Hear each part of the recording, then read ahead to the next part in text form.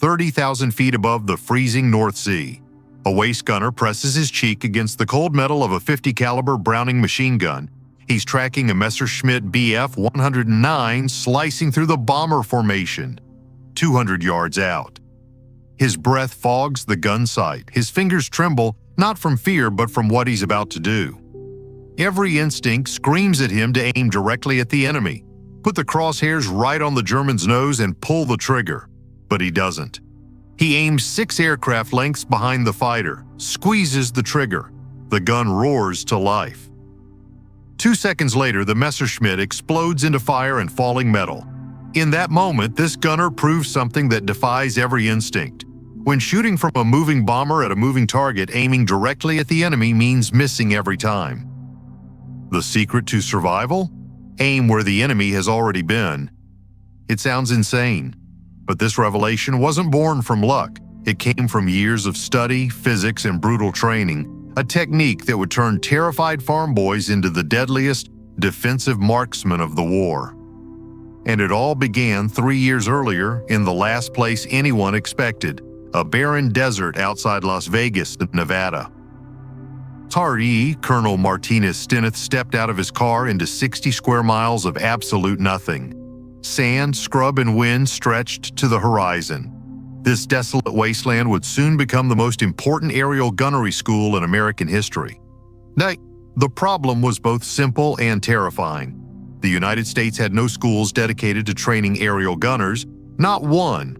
No standardized curriculum, no proven methods to teach young men how to shoot from a moving aircraft at targets screaming through the sky at hundreds of miles per hour.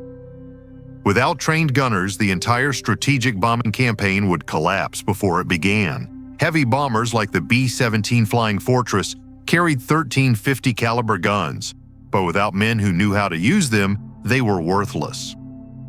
The British had already learned this lesson in blood. Their gunners, trained only on ground targets, were slaughtered by German fighters in the night skies over Europe. America was determined not to repeat that mistake. Construction crews transformed the desert, barracks, classrooms, firing ranges. By summer, over 100 instructors faced the monumental challenge of teaching a skill that no one in the country truly understood. 2 days after Pearl Harbor, the orders came down. Activate immediately. The war had begun. America needed gunners fast. The first trainees arrived just before Christmas. Their journey began with shotguns and clay pigeons, learning to shoot moving targets from stationary platforms. They practiced the age-old art of leading a target. Then the instructors mounted those shotguns onto the backs of moving trucks. Everything fell apart. The clay pigeons sailed through the air untouched, no matter how carefully they aimed ahead. Confusion swept through the ranks. They were doing exactly what their instincts told them. Why were they missing?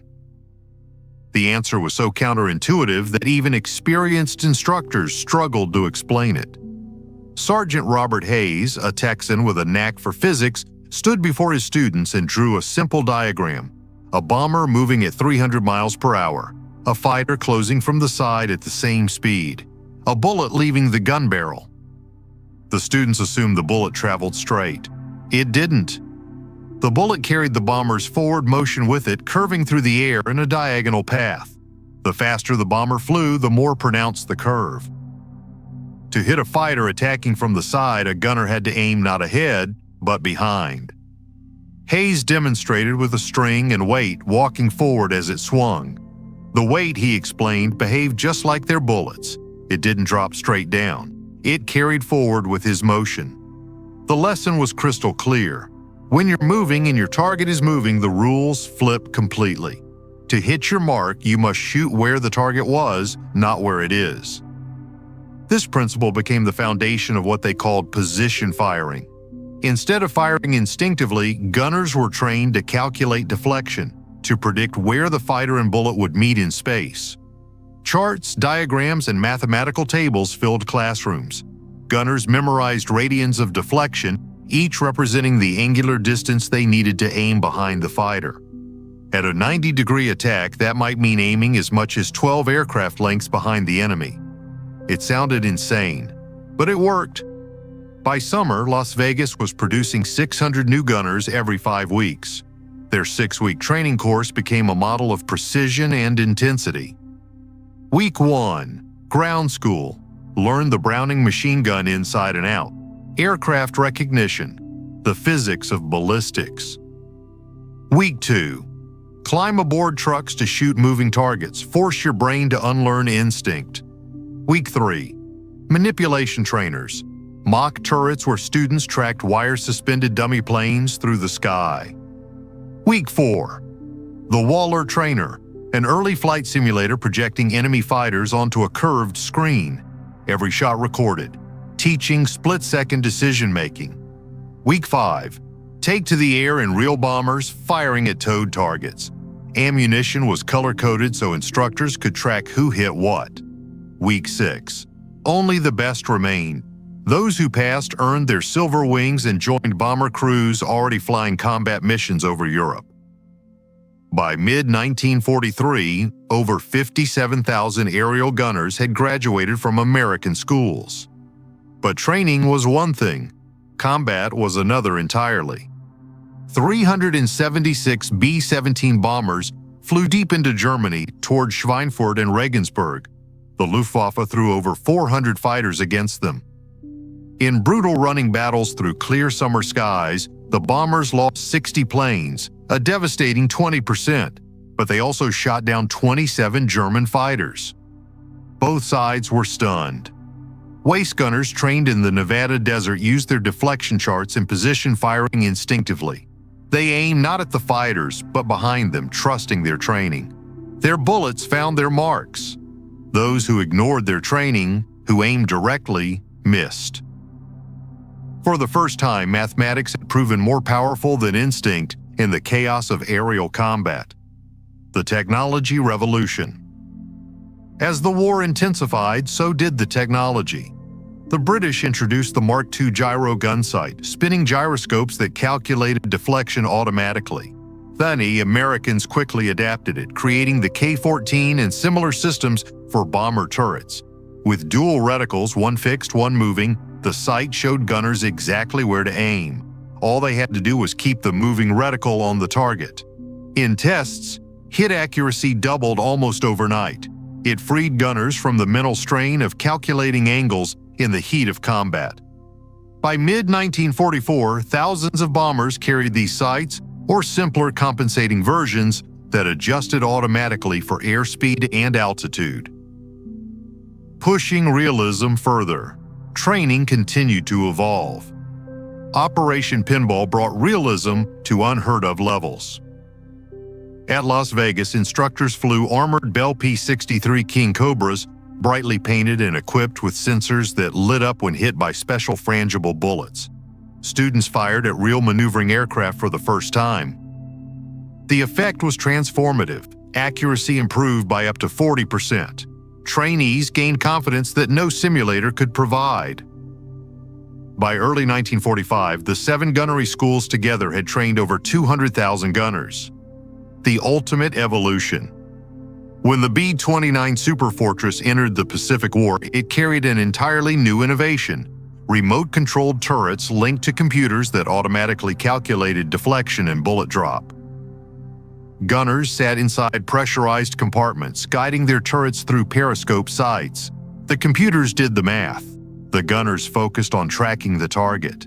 Against fast Japanese fighters, the system was devastatingly effective. It was the ultimate expression of the lesson first learned in Nevada.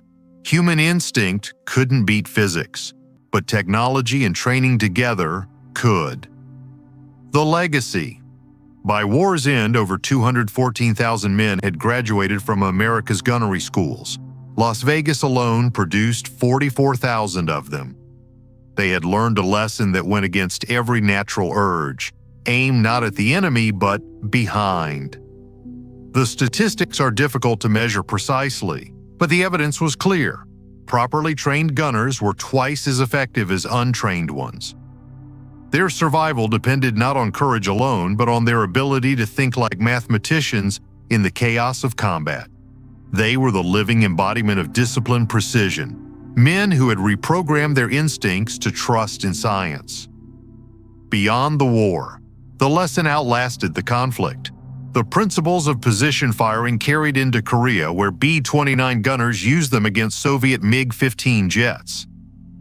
Even today, fighter pilots rely on the same physics, though computers now perform the calculations in milliseconds.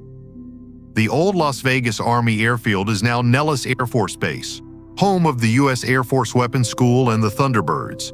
The desert ranges where those first students once fired from truck beds are long gone. But the principle they learned still stands. When you're moving, you don't aim where the target is. You aim where it was. The deeper truth.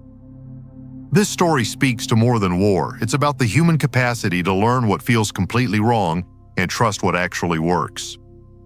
Those young men who once fumbled shotguns in the desert became the defenders of the skies because they learned to let go of instinct and embrace calculation. They learned to trust equations written on blackboards, to believe instructors who told them to aim behind when everything inside them screamed to aim ahead. And when the bullets flew and the enemy closed in, that trust saved their lives. The story of position firing isn't just about physics, it's about faith in reason, about the triumph of training over instinct. In a world where chaos ruled the skies, they learned that survival often means doing the opposite of what feels right.